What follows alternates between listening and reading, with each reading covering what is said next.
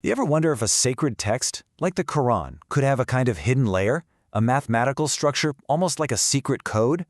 Well, today we're diving into a pretty fascinating and, let's be honest, controversial idea that revolves around just one number, 19.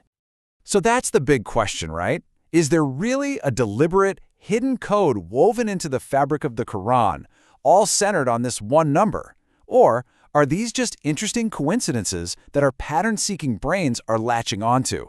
That's what we're here to unpack. All right, so our investigation has to start at this source. There's only one place in the entire Quran where the number 19 is mentioned outright. And this one single reference you'll see is the launchpad for this entire mystery. And here it is, from Surah Al-Mudaththir. The verse says that 19 angels are watching over hell. But here's the kicker, the part that really makes you lean in.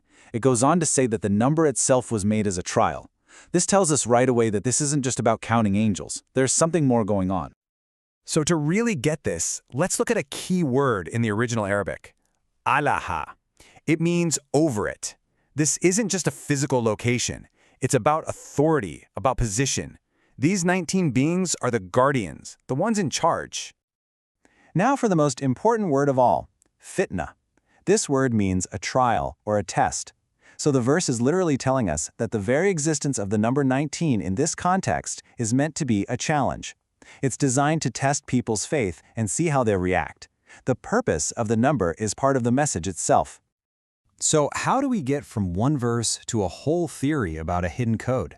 Well, this is where some researchers started looking beyond that one explicit mention. They started digging for more subtle patterns in the language, in word counts, and this is where things get really interesting. So people who are into this idea, the proponents of this mathematical structure, they point to discoveries like this one. It turns out the Arabic word bashar, which means mankind, appears throughout the entire Quran a very specific number of times. Yep, exactly 19. Kind of makes you go, right? But, and this is a huge but, this is where we have to be super careful. While Bashar shows up 19 times, you look at another related word, malaikat, or angels, and it appears 88 times. That's not a multiple of 19. This is a perfect example of how easy it is to fall into confirmation bias, only looking for the evidence that fits your theory. So, what have actual religious scholars said about all this over the centuries? Well, as you can imagine, they've approached these numerical ideas with a whole lot of caution and a real sense of balance. For the heavy hitters of classical commentary, we're talking scholars like Tabari, Qurtubi, and Ibn Kathir. The interpretation was really direct. The number 19 means there are 19 angels. Simple as that. For them, the real focus was on its stated purpose, to be a test of faith, not a clue to some bigger mathematical puzzle. And that brings us to this really interesting contrast. You have the classical, literal view on one side, but on the other, you have a much more modern concern. It's not that contemporary scholars just dismiss the patterns, but they issue this really strong warning against letting this whole thing slide into numerology and mysticism, urging people to focus on the Quran's main message. The prominent scholar Yusuf al-Qaradawi really summed it up perfectly. He said you have to study this stuff carefully so you don't accidentally fall into superstition. He's pointing out that there's a very fine line between intellectual curiosity and beliefs that are just not part of the core faith.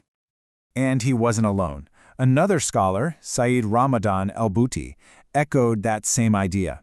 He really hammered home the need for balance and warned people specifically not to start treating the number 19 itself as some kind of holy or lucky number. That, he said, is a clear red line you just don't cross. And that really gets to the heart of the matter, doesn't it?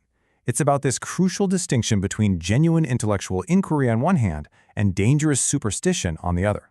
So where exactly do we draw that line? Well, Islamic tradition is incredibly blunt about this.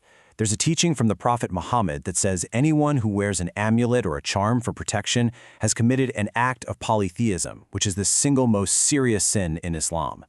This shows that any study of numbers has to stay purely in the realm of the mind. It can never, ever become a practice.